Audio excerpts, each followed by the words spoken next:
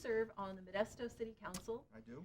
and the city of Modesto is divided into districts. Correct. So, Six districts. okay, so there's the mayor and then six. Six city council members. And what district is yours? I'm in District 2, Mm-hmm.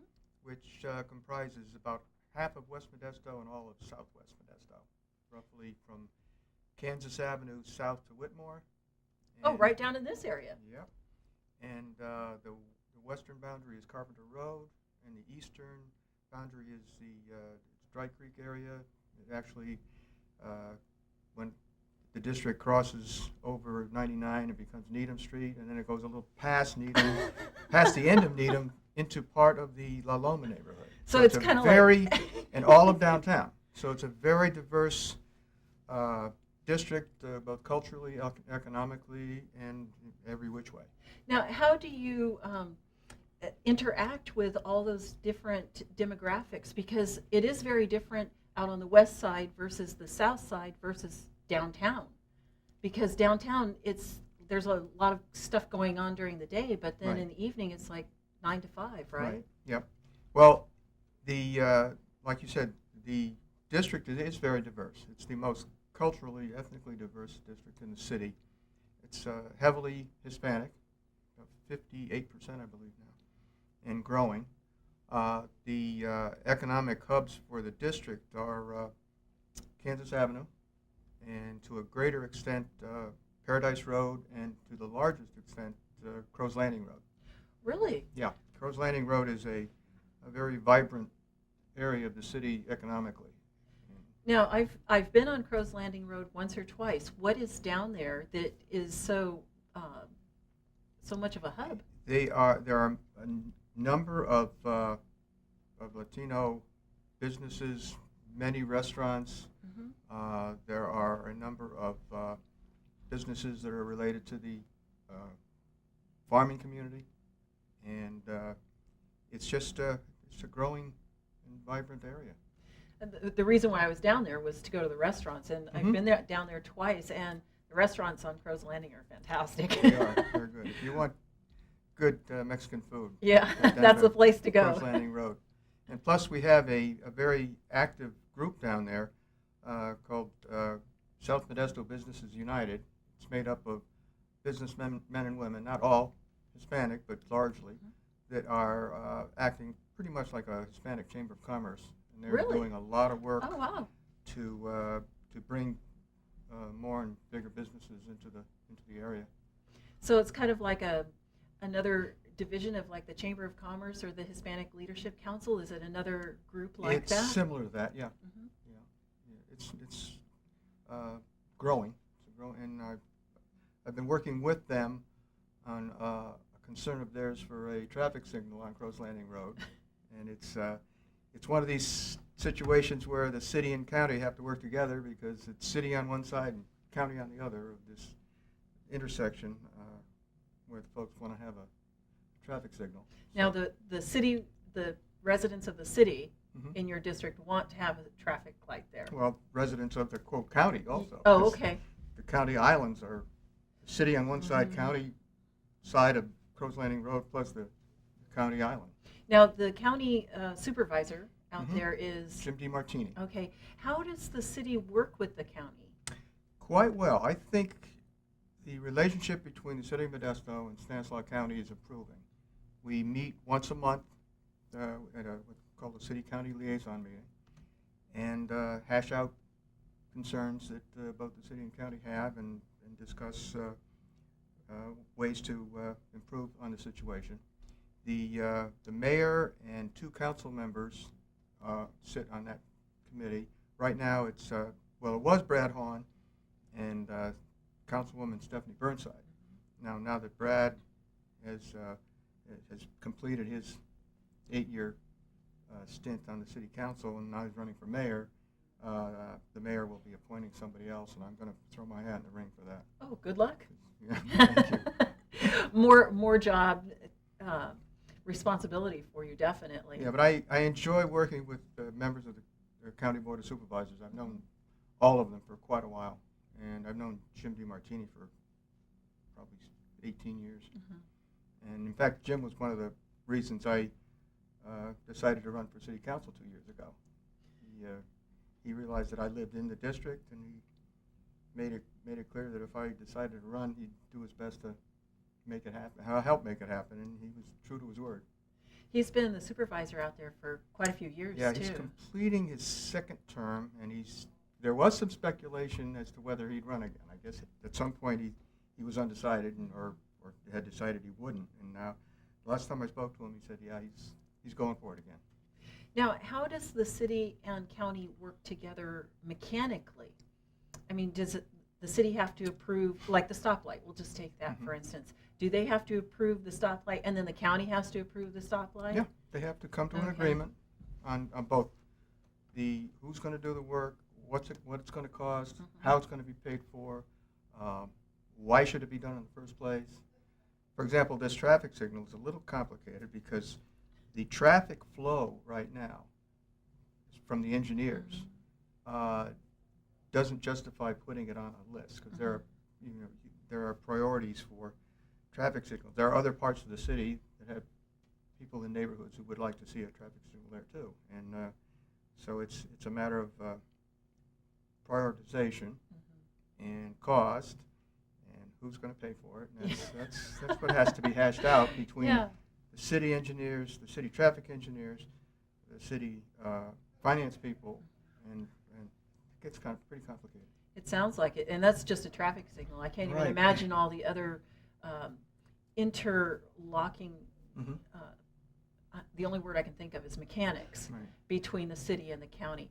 And is your district unique in that your district actually goes right up against the county, or are all the districts bordering the counties?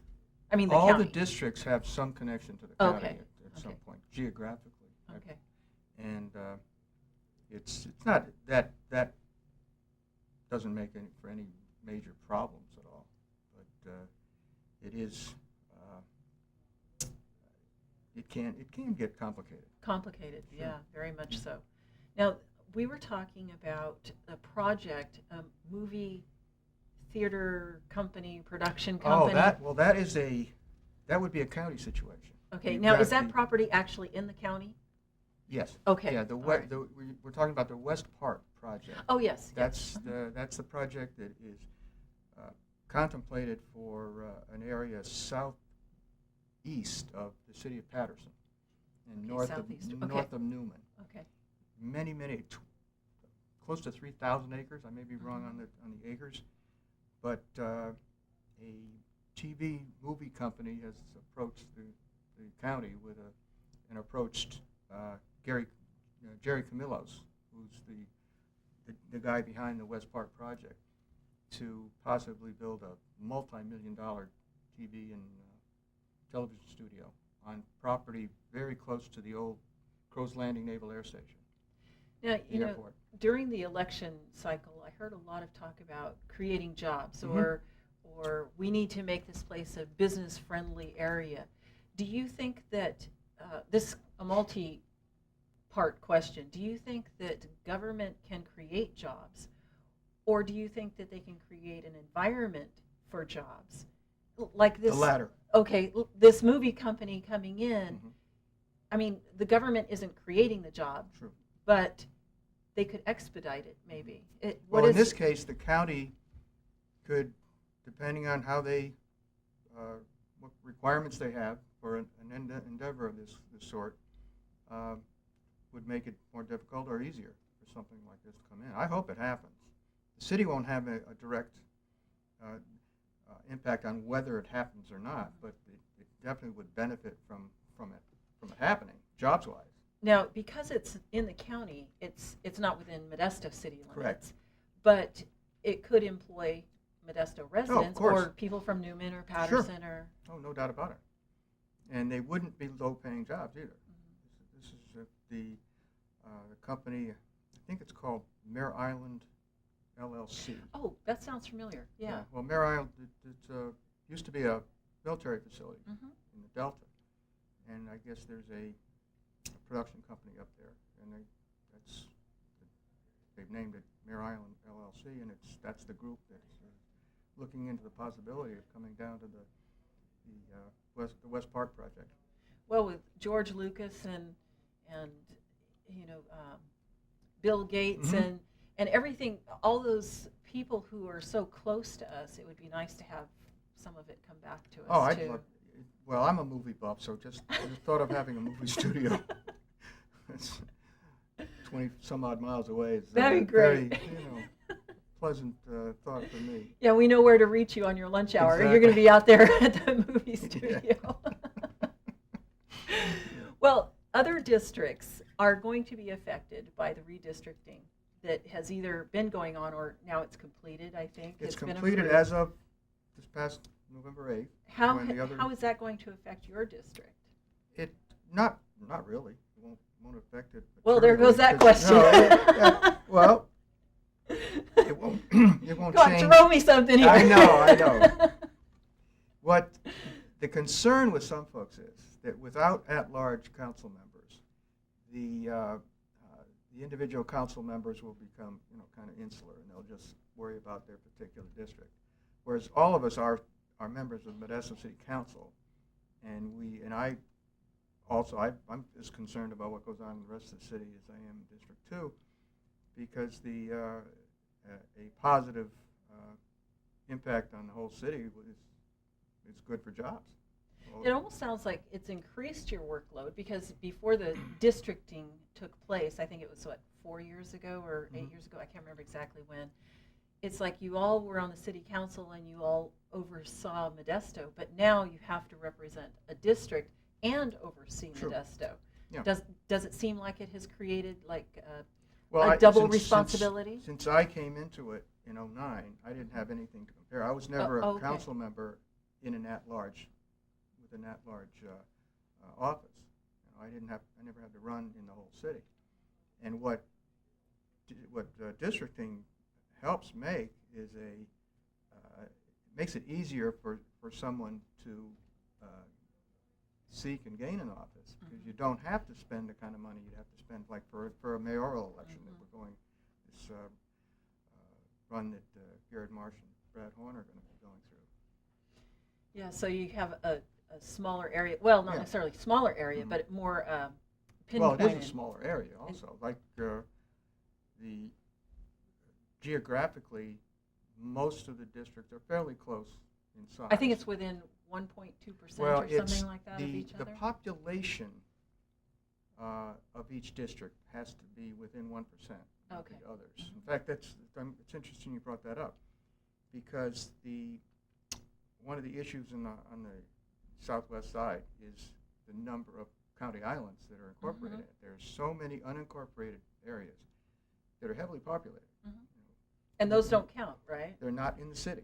No, but they're still like in the circle of They your are. district. They're within the geographic area of the city. But we just recently moved the Shackelford neighborhood ahead to become eventually annexed into the city, which will happen next year. And so right now there's a committee working on city redistricting. Because then your numbers will go up. There's a group working on city redistricting, and I attended their first meeting and mentioned to them that, are you going to set the new boundaries up with or without including the Shackelford neighborhood, which, depending on whether you look at this committee's numbers of 1,900 or the county or the city and county numbers of 1,500, that's a lot of people, and it would definitely put it way past the 1% difference. So it's going to be interesting to see what they come up with. Well, I have a question about those county islands. If the county islands are located within the circumference of your district, And many are. do you still represent those people? Technically, no. So they're But- represented by, it would be by Jim Jim DeMartini. DeMartini. Okay. Now even with that being the case, there's a neighborhood called Park Lawn, which is south of Hatch Road, north of Whitmore, that has, as of in 2010, I took up their cause because they had been without sewer system, and they had old septic systems that were failing left and right, because that particular neighborhood, which was built in the 40s and 50s, largely, is geographically lower, geologically lower than the surrounding area. So it just makes for an even bigger strain on the septic system. So they're having health and safety problems. There's like not a pocket, but an indentation Sure. in the In topography. fact, some of the homes are actually sinking. Oh, Because, wow. yeah, especially during the rainy season. And I've visited the area a number of times, and I've seen the cracks in the foundation, that type of thing. And that's the Park Lawn area? Park Lawn Okay, area. so are they going to try to get annexed into the city as well? Eventually, so yeah. That but they right can- now, the big concern is getting the septic system in. And the engineering work has been done, the study. Mm-hmm. So now it's a matter of getting the financing, and having the county and the city get together on how and when to implement it. It would be, the area already has city water, but they don't have positive storm drains, they don't have, and they don't have sewer. You know, I find this fascinating. Some people may find the mechanics of politics or even the workings of City Hall kind of like, okay, I don't really understand it. It's kind of, turn on the football game Right. or something. But I find it fascinating how much really it takes to run a city or to run a county. Things like this, like turning on the faucet and having water come out. Mm-hmm. Sometimes we just take that for granted, but somebody had to engineer that and get plans and approve it and pay for it. And, True. I'm very thankful that there's a city council that can see, like the Park Lawn area, that something needs to be done and you're actually taking up their cause. Mm-hmm. Well, it's also called the Olympic Tract, and I'm very pleased and happy that Jim DiMartini is just as much for this as I am, and he's been working hard from his end to get this thing moving. Now, because of the health and safety problems associated with these septic systems that during the winter months when there's heavy rain, you have situations where kids are there are no sidewalks in this area either. So kids are going to school on sides of the street, very often muddy and sometimes with sewage coming up through, into the area. So it's a definite It's a health hazard. Health too. hazard. Yeah. which is one of the reasons that the people that apply for grants are able to access some grants from the state and federal level. Now, I know that the west side over there off Paradise Road, Mhm. well, not necessarily Paradise, I guess they probably have sidewalks there, but I drive down Chicago several Mhm. times a week, and they don't have sidewalks That's going a down county there. island area. It is a county island? Yep. Okay. It's not just the area south of the river, which is where both Shackelford and Paradise Road are located. It's the area north of the river, which includes Sutter Avenue, Paradise Road, Chicago, that has a number of county islands. Well, we say county islands, and it almost sounds like there's just like 3 or 4 houses, but it sounds No, like no. it's There's a some huge areas that area. Yeah, there are hundreds of homes, for example, in the Shackelford area. Mhm. It's called Shackelford because it's so close to the Shackelford School. Mhm. And if you look at a city map right now, you'll see a little rectangle. It's Shackelford School, which is in the city. Yet everything surrounding it is county. Now, when will we know, first of all, the redistricting will be done for your district if they do that Shackelford Well, area? I believe there have been 4 proposed maps put Okay. together already. And there's another meeting later on this month. I think there's one in December, and they're supposed to complete their work in January, I believe. Well, that last redistricting committee did a fantastic job. I went to the city council meeting, and they explained it so well, even I understood it. I know. Amazing. I mean, he had, plan A, plan that's what they have. plan 2, So it was great. It was just fantastic. So I trust that the next one that they do will be just as precise. So I good think, luck with that. There's a good group of people that are working on it. The next question Good. is, I want to know when the movie studio is going in. So I keep me would- posted well, with I that. have no control, and although I have interest in it, I know don't your have- ear will be to the Yeah, ground it on that will one. be. It So will let be. me know. I Thank will you be. very much You're for very welcome. for joining Thank me you this very evening, much. and we'll have you back after the redistricting and get an update on Beautiful. Shackelford and Park Lawn. See how they're doing. Thanks Thank very you. much.